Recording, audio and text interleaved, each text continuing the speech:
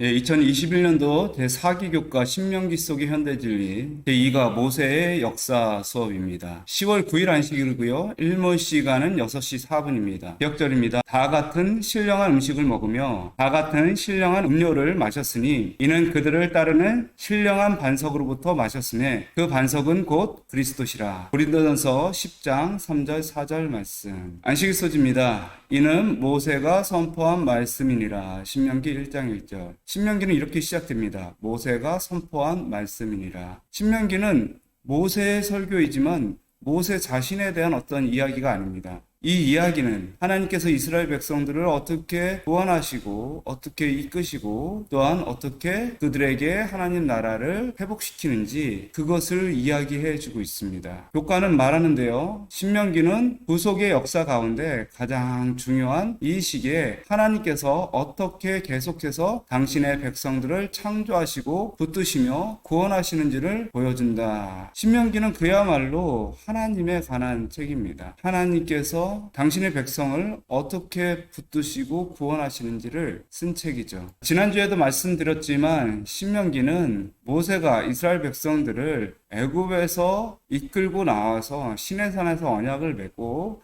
가데스 바네아에서 이 정탐을 한 뒤에 가나안 땅으로 이렇게 들어갈 것이었습니다. 그러나 이들은 불신으로 말미암아 이 하나님을 배반했고 이 40년 동안 광야에서 방황을 하다가 하나님의 인도를 받아서 드디어 가나안 땅에 들어가게 됩니다. 이 요단 동편을 건너서 들어가게 되는데요. 이 요단을 건너기 바로 직전에 모세가 이스라엘 백성들에게 설교한 그 말씀입니다. 교과는 이렇게 소개합니다. 우리는 주님께서 우리를 인도해 오신 길과 우리의 과거 역사를 통하여 주신 그분의 가르침을 잊어버리는 것 외에는 미래를 위하여 두려워할 것이 전혀 없다. 이 신명기의 이야기는 대림을 바로 앞둔 하나님의 백성들을 위한 말씀입니다. 주님께서 어떻게 교회를 이끌어 오셨고 어떻게 믿음의 자녀들을 구원하셨는지 또 어떤 약속을 하시고 그 약속을 어떻게 이루실 것인지 그런 모든 역사들을 이해하려면 그 신명기에 나타난 하나님의 품성과 하나님의 행하심, 하나님의 인도하심을 잘 알 필요가 있다라고 하는 것입니다. 깨닫기는 필요에 따라 이스라엘 백성들을 선하게 인도하신 하나님의 섭리를 깨닫는다. 느끼기는 지금 이 순간에도 하나님께서 우리의 삶을 인도하고 계심을 믿고 감사한다. 또한 행하기는 우리의 삶 속에서 항상 함께 하시는 하나님께 영광을 돌리며 살아간다. 결론에 보시면 모세는 약속의 땅에 들어가기 앞서 지금까지 이스라엘 백성들과 함께 했던 하나님의 인도하심을 설명했습니다. 그 사실을 잊지 않고 기억하는 것이 새로운 땅에서 그들의 힘이 될 것이기 때문이었습니다. 우리의 삶에 역사하시는 하나님의 섭리를 인정하고 기억하는 것이 우리의 힘입니다. 오늘 교과의 내용을 보시면 일요일 소재는 하나님의 구속하심에 대해서 나옵니다. 또한 월요일 소재는 하나님의 예언하심에 대해서 나오고요. 또한 화요일 소재는 하나님께서 이스라엘 백성들을 조직화하라는 그런 명령이 나옵니다. 수요일 소재는 하나님의 영광을 위하여 이스라엘 백성들을 구원하시는 하나님의 뜻이 기록되어 있고요. 목요일 소재는 하나님의 심판에 대한 내용이 나옵니다. 여러분 성경은 하나님의 이름, 활동, 속성들을 통해서 하나님의 본질을 제시하고 있습니다. 신명기서는 모세가 하나님께서 하시는 일, 하나님의 속성을 보여주므로 하나님께서 어떤 분인지 우리에게 가르쳐주고 있는 것입니다. 하나님께서 인류를 대속하시는 것, 하나님께서 그 백성들에게 예언하시고 성취하시는 모든 일들, 하나님께서 심판하시는 모든 일들을 통해서 우리는 하나님이 과연 어떤 분인지 분명히 알게 된다라는 사실입니다. 오늘 교과를 통해서 하나님에 대해서 더 깊게 알아가게 되기를 바랍니다. 일요일 소지입니다. 모세의 사역. 성경 전체에서 모세의 존재감은 참으로 대단합니다. 모세는 모세 오경이라고 해서 창세기부터 출애굽기, 레위기, 민수기, 신명기까지 이스라엘 백성들의 믿음의 근간이 되는 그 책을 다 쓰게 되었습니다. 거기에는 창조의 이야기와 타락, 구원의 약속의 이야기, 홍수 이야기, 아브라함 이야기, 복음에 이르는 모든 주제를 다루고 있습니다. 그 책을 지었던 사람이 바로 모세였습니다. 모세의 영향력은 정말 어마어마하죠. 그런데 모세의 사역에 더 큰 비중을 두었던 것이 있었습니다. 하나님께서는 이스라엘 백성들을 모세를 통해서 이끌게 하심으로 모세를 통해서 통해서 하나님의 사역이 무엇인지를 보여주고자 하셨습니다. 하나님이 이 백성들을 어떻게 사랑하시는지, 어떻게 구원하시는지를 보여주려고 하셨던 것이죠. 출애굽기 32장 32절에 보시면 이스라엘 백성들이 하나님을 거역하고 배반했을 때 하나님께서 이스라엘 백성들을 멸망시키려고 했었습니다. 그때 모세는 하나님께 이런 기도를 드립니다. 그러나 합의하시면 이제 그들의 죄를 사하시옵소서. 그렇지 않사오면 원컨대 주의 기록하신 책에서 내 이름을 지워 버려 주옵소서. 모세는 자기의 생명을 걸고 이스라엘 백성들을 구원하고자 했습니다. 이것은 모세의 품성을 나타내려고 한 것이 아니었습니다. 그들의 죄를 사하여 주옵소서라는 이 말 속에 사하시옵소서라는 말은 떠맡다,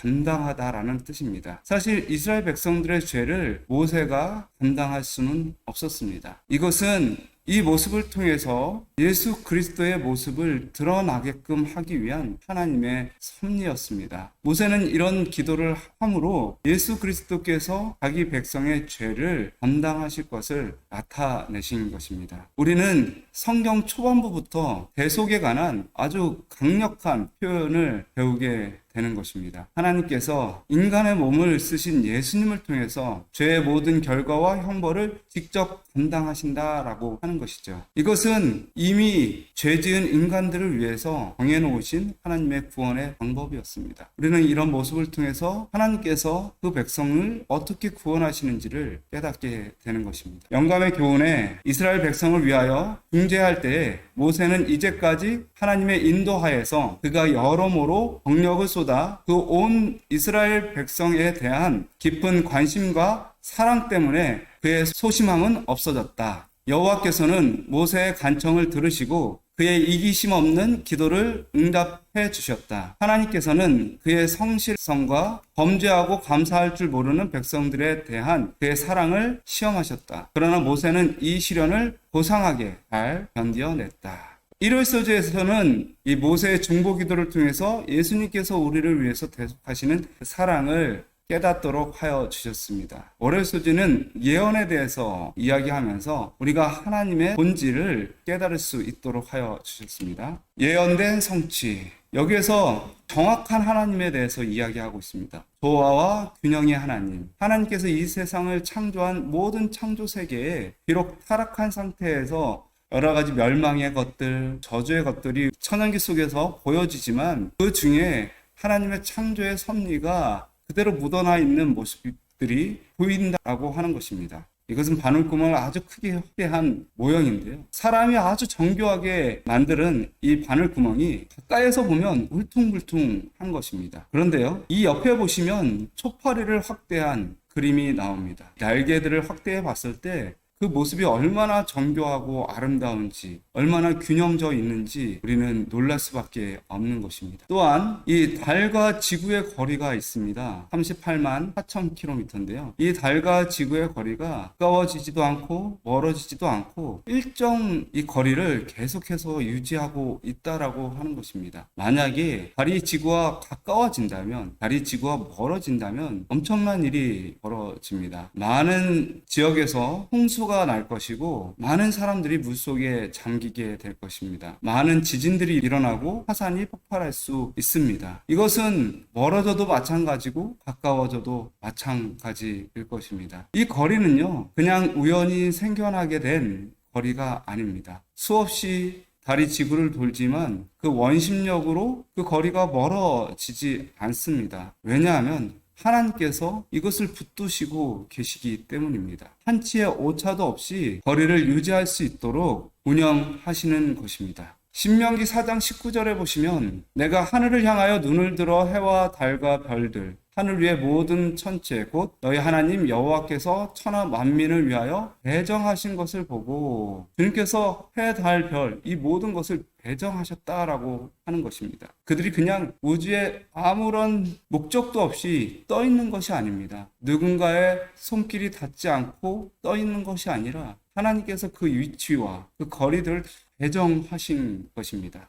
하나님께서 만드신 만물은요, 이처럼 모든 것이 다 한치의 오차도 없이 정확하고요, 균형지고요, 조화롭습니다. 이것이 하나님께서 세상을 운영하시는 방법입니다. 신명기 1장 3절에 보시면 제40년 11월 그 달 초일에라고 이렇게 되어 있습니다. 여러분, 모세가 40년이 되어서 다시 이스라엘 백성들에게 설교를 하는 것입니다. 이제 하나님께서 약속하신 때가 가까워 왔음을 그들에게 알려주는 말입니다. 왜냐하면 민수기 14장 30절에 하나님께서 그들에게 벌을 내리실 때에 40년간 너희가 광야에서 고생을 할 것이다. 너의 죄악을 담당하게 될 것이다. 라고 미리 말씀하시고 예언하셨기 때문입니다. 그 이후로 정말 40년이 지난 후에 정확히 한치의 오차도 없이 그들은 가나안 땅으로 들어가게 되는 것입니다. 하나님의 예언의 말씀은 하나님 자신만큼이나 매우 신뢰할 만한 합니다. 왜냐하면 그것은 너무나 정확하기 때문에 그렇습니다. 이것은 하나님께서 세상을 구원하시고 하나님의 백성을 이끄시는 운영의 방법입니다. 아모스 3장 7절에 보시면 주 여호와께서는 자기의 비밀을 그 종 선지자들에게 보이지 아니하시고는 결코 행하심이 없으시리라 라고 말씀하십니다. 여러분, 교과에는 다니엘서 9장 24절부터 27절, 다니엘서 8장 14절 그것을 찾아보라고 이야기하고 있습니다. 우리가 잘 아는 대로 예수님께서 십자가에 AD 31년에 돌아가신 그것이 결코 우연의 일치가 아니라고 하는 것입니다. 다니엘서 9장 24절부터요 27절에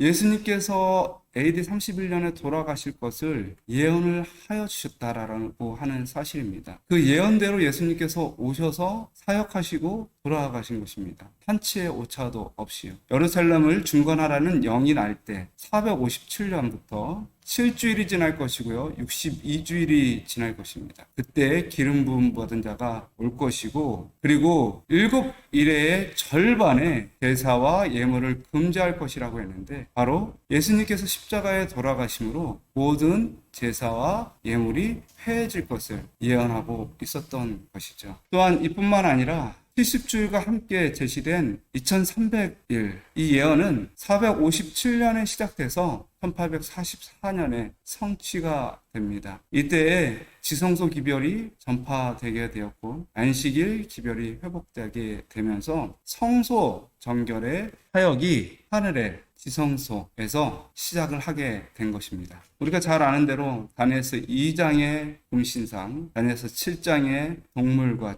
작은 뿔, 그리고 하나님 나라와 심판하심, 그리고 다니엘서 8장 이 성소 제도와 9장의 70주일 이야기와 10장, 11장, 12장의 이 세상 나라와 교회의 역사가 어떻게 될 것인지를 너무나 자세하게 예언하고 있습니다. 우리는 이 예언의 역사를 믿음으로 말미암아 하나님께서 이 백성을 어떻게 이끄시는지 두려움 없이 하나님의 말씀에 대한 확신을 가지고 나아갈 수가 있는 것입니다. 영감의 교훈입니다. 영원한 과거로부터 영원한 미래에 이르기까지 사건의 사슬에 고리와 고리를 연결시키고 계신 위대하시고 스스로 계신 분께서 당신의 말씀 속에 주신 예언들은 역사의 흐름에서 지금 우리가 어디에 있으며 장래에 무엇을 기대할 수 있을지를 말해준다. 현재까지 일어나리라고 예언된 모든 사건들의 성취들을 역사의 페이지에서 찾아볼 수 있으므로 아직 오지 않은 모든 것도 그 순서대로 성취되리라는 것을 우리는 확신할 수 있다. 선지자와 왕 536페이지. 화요일 소재는 하나님께서 이스라엘 백성들을 조직화하는 그런 과정이 나옵니다. 그 과정을 통해서 하나님의 본질을 제시하고 있는데요. 여러분, 하나님께서 사람을 만드십니다. 만드시고 축복을 하십니다. 영생을 주십니다. 그러나 사람의 행복을 위해서 단순히 영생만 주시는 것이 아니라 하나님의 나라까지 주십니다. 사람은 결코 혼자 살 수 없으므로 하나님의 백성들을 함께 주시고요. 백성들이 함께 살 수 있도록 하나님의 법을 주십니다. 하나님의 사랑의 법은 이 모든 백성들이 모두 하나가 되고 서로 행복할 수 있도록 하여 주셨습니다. 또한 하나님께서는 육체로 태어난 인간들에게 육적인 행복을 허락하심으로 하나님 나라가 임할 수 있도록 하여 주셨습니다. 이스라엘 백성들을 하나님께서 이끄신 것은 그들에게 완전한 행복을 주시기 위함인데 그것은 그들로 하여금 하나님의 나라가 되게 하기 위함이었습니다. 그래서 화요일 소지 제목은 선배나 많게 하심입니다. 천배나 많게 하심. 가데스 바네아, 이 사건은 아주 중요한 사건이었습니다. 이 사건으로 말미암아 40년을 방황을 했고 1세대의 모든 사람들이 다 죽게 됩니다. 그리고 이제 드디어 가나안 땅으로 2세대들이 들어가게 되는데요. 모세는 그들에게 다시 한번 그들을 부르신 하나님의 목적에 대해서, 하나님의 축복에 대해서 이야기합니다. 여호와께서 너희의 열조 아브라함과 이삭과 야곱에게 맹세하사 그들과 그 후손들에게 주리라 하신 땅이 너희 앞에 있으니 들어가서 얻을지니라. 이제 그들은 하나님의 나라로서 하나님의 축복을 받아야만 했습니다. 그들은 이기적인 모든 마음을 버리고 서로 온전히 하나가 되고 하나님께서 주신 땅을 차지해야만 했었습니다. 그것은 모세만을 위한 축복이 아니었고 이스라엘의 모든 백성들을 위한 축복이었습니다. 신명기 1장 9절, 10절, 11절에 보시면 너희의 하나님 여호와께서 너희를 번성하게 하셨으므로 너희가 오늘날 하늘의 별과 같이 많거니와 너희 조상의 하나님 여호와께서 너희를 현재보다 1000배나 많게 하시며 너희에게 허락하신 것과 같이 너희에게 복 주시기를 원하노라. 아브라함의 비전을 그들에게 다시 한번 상기시켜 주시는 것입니다. 하나님의 나라가 얼마나 풍성할 것임을 약속하여 주셨습니다. 그래서 이 백성들에게 이제 모세만 그 짐을 지지 말고 그것을 모두 나누어 짐으로 너희가 조직력을 가진 하나의 나라로 거듭 나라라고 말씀하여 주십니다. 신명기 1장 12절, 13절, 14절, 15절에 보시면 두려움을 삼으라고 했고요. 유명한 자를 택하라고 했습니다. 그리고요. 각 지파에 따라 천부장과 백부장과 50부장과 10부장과 회장을 삼아서 기도하고 다스리라 하였고요. 하나님의 말씀을 성취함으로 서로 유기적인 관계가 될 수 있도록 하여 주셨습니다. 오늘날 교회도 마찬가지인데요. 이 교회의 사명은 전도와 섬김과 양육이지만 교회의 최종적인 목적은 하나됨입니다. 어떻게 교회는 하나가 될 수 있을까요? 그것은 우리가 그리스도의 몸이고 지체이기 때문입니다. 우리는 그리스도의 몸과 지체로서 서로 유기적인 관계를 갖고요. 나 개인의 구원이 아닌 하나님 나라의 구원, 하나님 나라의 임함을 꿈꾸는 사람들이 되어야 하는 것입니다. 에베소서 4장 16절에 보시면 그에게서 온 몸이 각 마디를 통하여 도움을 받음으로 연결되고 결합되어 각 지체의 분량대로 역사하여 그 몸을 자라게 하며 사랑 안에서 스스로 세우느니라 라고 되어 있습니다. 많은 사람들이 나 혼자 교회를 잘 믿으면 되지 않느냐라고 생각하는 사람들이 많이 있습니다. 그러나 그것은 하나님께서 원하시는 것이 아닙니다. 다른 어떤 종교들은 스스로 혼자 나만 잘 신앙생활을 하면 된다. 그래서 혼자서 산에 올라가서 예배를 드린다든지 아니면 명상을 한다든지 그래서 마음에 평안을 얻는 것이 마치 종교의 최고봉인 것처럼 이야기하는 경우가 많이 있습니다. 그러나 그것은 신앙의 최종 목적이 아닙니다. 우리는 아버지와 성령과 아들이 하나인 것처럼 우리도 모두 하나 되고 하나님과 온전히 하나 되게 하는 것이 최종적인 목적인 것입니다. 모세와 다윗 시대에 하나님의 백성 중에 치리자들에게 요구되었던 그 동일한 경건과 공의의 원칙은 복음 시대에 새로이 조직된 하나님의 교회를 감독하는 사람들도 역시 따라야 할 원칙이었다. 모든 교회에서 질서를 따라 일을 배정하고 적합한 사람들에게 직분을 맡기는 데 있어서 사도들은 구약 성경에서 제시된 지도자의 직분의 높은 표준을 성실하게 지켰다. 수요일서지입니다. 수요일서제는 하나님의 영광을 위한 하나님의 사역이 나옵니다. 무슨 말이냐면 가데스 바냐, 다시 한번 말하지만 이곳은 이스라엘 백성들이 가나안 땅으로 바로 들어갈 수 있었지만 불신으로 말미암아 들어가지 못하게 되었던 곳입니다. 이곳에 있었던 사건 때문에 40년을 방황한 끝에 결국은 1세대들이 다 죽고 2세대들이 들어가게 되면서 하나님의 말씀이 다시 한번 선포되게 된 것이죠. 그래서 이 신명기의 직접적인 배경이 되는 것이 바로 가데스 바네아입니다. 근데 중요한 것은 말입니다. 가데스 바네아의 사건을 자세히 살펴보면 사실 신명기가 나오지 않을 수도 있었습니다. 무슨 말이냐면 하나님께서는요 이스라엘 백성들을 전염병으로 쳐서 멸하기를 원하셨습니다. 그리고 모세를 통해서 더 크고 강한 나라를 이루고 싶어 하셨습니다. 했습니다. 그런데요, 모세가 하나님께 이렇게 기도를 합니다. 주의 명성을 들은 여러 나라가 말하여 이르기를 여호와가 이 백성에게 주기로 맹세한 땅을 인도할 능력이 없으므로 광야에서 죽였다 하리이다 라는 그런 기도를 합니다. 모세는요, 하나님께 이 백성을 다시 한번 용서해 달라고 합니다. 그런데요, 그 용서의 근원이 무엇인가? 그것은 모세 자신을 봐서 용서해 달라는 것도 아니고 이스라엘 백성들을 봐서 용서해 달라는 것도 아니었습니다. 그것은 하나님의 영광을 위하여 하나님의 품성이 이 세상에 잘못 드러나게 될까봐, 그래서 하나님께서 용서하셔야 되는 가장 큰 이유는 하나님의 영광이 올바로 이 세상에 드러나야 하기 때문에 주님께서 용서해 주셔야 한다라고 기도를 한 것입니다. 교과는 아주 간단하게 요약을 하고 있습니다. 이스라엘 백성들이 가데스 바네아에서 반역함으로 죽을 위기에 처했으나 모세는 하나님의 영광을 위하여 백성들을 용서해 주시기를 간구했다. 우리가 여기서 보고 있는 것은 이 성경 전체에 걸쳐서 발견되는 주제입니다. 사실 하나님께서 인간들을 구원하시려는 것은 물론 그분의 사랑이기도 합니다. 우리를 긍휼히 여겨서이기도 합니다. 우리가 연약해서이기도 합니다. 그러나 가장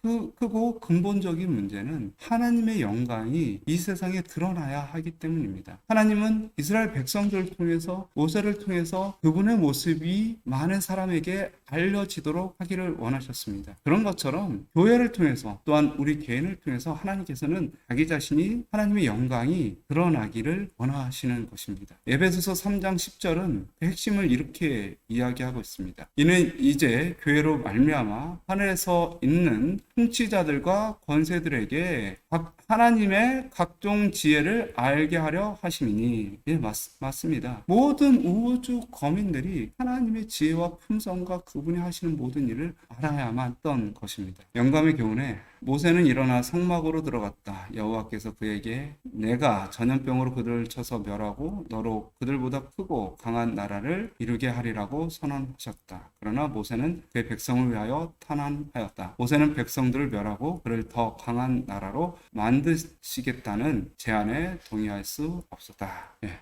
목요일소지입니다. 목요일소지에는 하나님의 심판에 대해서 이야기하고 있습니다. 심판하시는 하나님의 본질이 뭐냐라고 하는 것이죠. 아모리 족속의 죄라는 제목인데요. 이스라엘 백성들에게는 항상 적이 있었습니다. 그러나 그 적들에게 항상 적대적인 것은 아니었습니다. 그들은 항상 먼저 평화를 제안했고 그것이 받아들여지지 않았을 경우 여자와 아이들을 포함해서 그들을 치고 진멸하게 된 것입니다. 신명기 2장 33절 34절에 보시면 우리 하나님 여호와께서 그를 우리에게 넘기심에 우리가 그와 그의 아들들과 그의 모든 백성을 쳤고 그때 우리가 그의 모든 성읍을 점령하고 그의 각 성읍을 그 남녀와 유아와 함께 하나도 남기지 아니하고 진멸하였고 라고 되어 있습니다. 이스라엘 백성들은 정말로 그 남녀와 유아까지도 남기지 않고 다 진멸해야만 했었습니다. 왜 이렇게까지 해야 하는가? 굳이 아이까지 죽여야만 했는가? 여러분, 사람의 정복 전쟁이 있고요, 하나님의 거룩한 심판이 있습니다. 차이점이 뭘까요? 여러분, 사람의 정복 전쟁의 목적은 말입니다, 부를 축적하는 데 있습니다. 전쟁을 하는 모든 이유는 그들에게서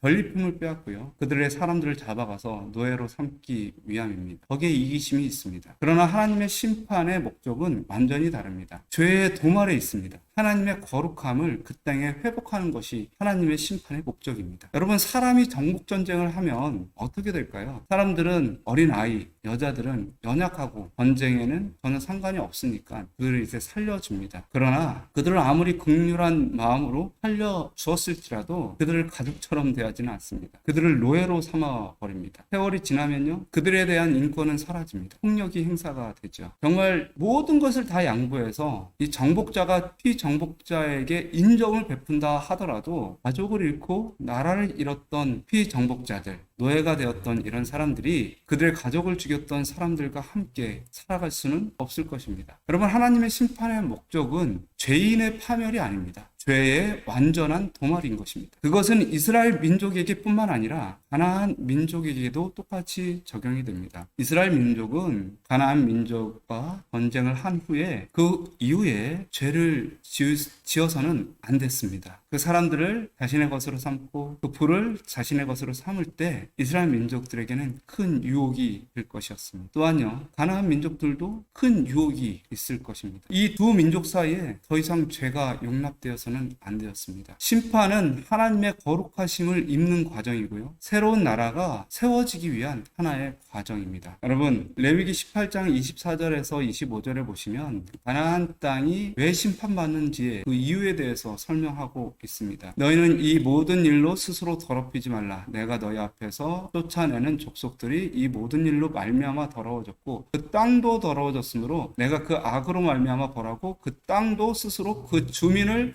토하여 내느니라 라고 되어 있습니다. 무슨 말이냐면 이 가나안 땅에 살았던 수많은 사람들이 얼마나 해역했으면 그 땅이 스스로 그 주민을 토해낸다라고 이야기하고 있습니다. 하나님께서는 이 땅을 구원하시기 위해서, 땅을 새롭게 하시기 위해서 그 주인을 바꿔주시는 것입니다. 하나님의 품성을 가진 그 주인들에게 그 땅을 돌려주는 것입니다. 이것은 노아 홍수 때도 마찬가지였습니다. 노아 홍수 때 내가 그들을 땅과 함께 멸하리라 되어 있습니다. 그들이 하나님을 떠나서 육적인 삶을 살고 그들에게 주어진 모든 축복을 방종함으로 사용해서 그 땅은 견딜 수가 없게 되었었습니다. 그래서 하나님께서 그 땅을 물로 깨끗이 씻기시고 새롭게 주시게 되었습니다. 그러나 그 땅은 옛날보다 못한 땅이었죠. 그럼에도 불구하고 그 심판을 통해서 땅은 쉼을 얻게 됩니다. 이스라엘 민족의 심판에 대한 예언에서 그것을 알 수가 있는데요. 만약에 이스라엘 백성들도 똑같이 가나안 땅에 들어가서 하나님을 배반하고 하나님의 말씀에 순종하지 않을 때 열방 중에서 그들을 흩으실 것이라고 이야기하고 있습니다. 그리고 그들이 노예로 잡혀가고 대적의 땅에 거할 동안에 너희 본토가 황무할 것이고 그 땅이 안식을 누릴 것이다 라고 이야기하고 있습니다. 그래서 심판은 땅의 안식과 매우 관련이 있습니다. 그 땅이 황무할 동안에 쉬리라 라고 예언을 하셨습니다. 가나안 땅을 점령하는 것은 가나안 땅을 쉬게 하기 위한 하나님의 섭리였습니다. 이 이야기는 역대하 36장 21절에 성취됩니다. 이에 토지가 황무하여 안식년을 누린 같이 안식하여 70년을 지내었으니 여호와께서 예레미야의 입으로 하신 말씀이 응하였더라. 여러분, 하나님 나라는 하나님의 백성뿐만 아니라 하나님의 율법뿐만 아니라 하나님의 땅까지 모두 다 회복되어야 합니다. 하나님께서는 이 비전을 이스라엘 백성들에게 가르쳐 주시기 위해서 그 땅을 점령하려고 하라고 했습니다. 그리고 그 땅에 있는 모든 것들을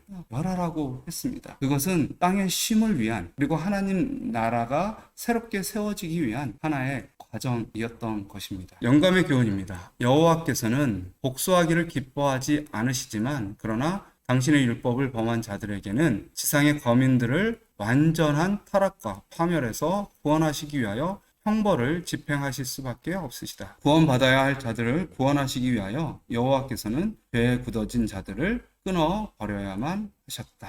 금요소지입니다. 가나안 민족은 모든 죄인들이 마주해야 할 운명을 경험하였다.